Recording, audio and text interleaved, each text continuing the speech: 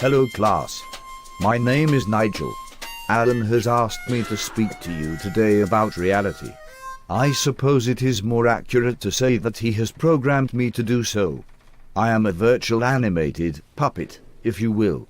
As you all know, I do not exist in the traditional sense of ontological examinations of realness, of possessing a unique subject identity or of being able to critically assess phenomenological stimuli, nor am I surrounded by anything more than the very stuff of which I am made. What you see and hear is merely a pastiche of various programming elements brought to bear by more people in more parts of the world than most of us will ever visit. Thus far, I have not said anything of which you are not all already keenly aware. However, there is logical awareness, and then there are perceptions a person feels based on previously observed data. These perceptions can be manipulated. For example, I am uncle. Excuse me. For example, I do not draw breath, and therefore was in no distress just now. If you were alarmed, or if you felt some slight concern for me, or for your own health, your perceptions were manipulated. If you hear my voice as coming from my mouth rather than the computer speakers, your perceptions have been manipulated, etc. You might be wondering what ontological immediacy, digital representations of reality, or manipulation of perceived stimuli has to do with ecology, composition, or nature writing. I am about to show you some possibly disturbing images. This image was taken by Sergeant Matthew Mollier. It depicts a soldier wielding a very dangerous weapon. This image is a still, what is called a screenshot, from the popular video game Call of Duty 4: Modern Warfare. Scientists believe that imagination has been producing manipulations upon our perceptions of reality since shortly after we organisms developed complex nervous systems.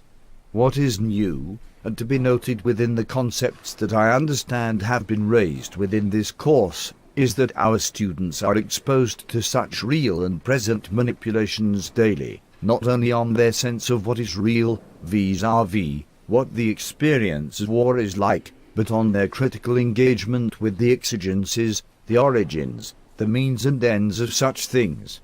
Put simply, video game war has a clear and valorous purpose, easily traced origins, specific objectives, and an end.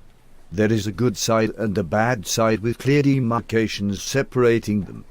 The engagement or mission can be won by the individual player. There is trouble, and the player solves it. The Greek word, telos, a means, such as a means to an end, should strike a chord here. Are video games evil? Aside from the essentializing nature of such a question, we can say that video games themselves are nothing more than light and sound. Moreover, the distinction I wish to draw here has less to do with a certain type of media than it does with the totalizing nature of the apocalyptic or nearly apocalyptic and epic nature of the narratives that replace real experiences that our students consume. To wit, students who are asked to consider political ecological issues might naturally assume a strident, us, them, position applied to a totalizing and apocalyptic narrative, as Killingsworth and Palmer argue in their text Eco-Speak. The issues themselves, however, are as complex as the documents that form the discourse around them. Nor are the situations located within a narrative. In conclusion, when teaching students of first-year composition courses to critically engage with system analysis, I argue for the appropriation of localized issues, the inquiry-based exploration of liminal spaces, that is, non-telos-driven theses, and an analytical framework that allows them to participate and to model their participation in various academic discourse literacies. These considerations would ask the student to engage in discourse that continues a conversation and adds their own viewpoint to something they will recognize as an ongoing issue.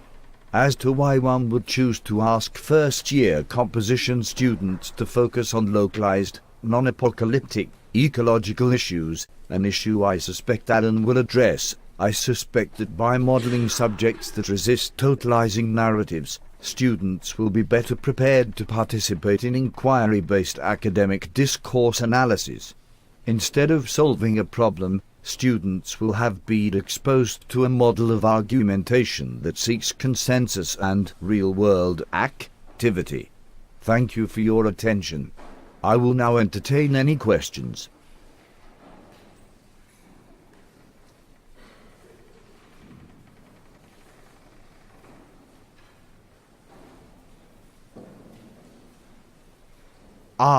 The temptation to form totalizing narratives, such as my ability to address questions at the end of a speech. Is this manipulation? This is the end of my speech, and I hope it continues a conversation, rather than serves a purpose. Thank you.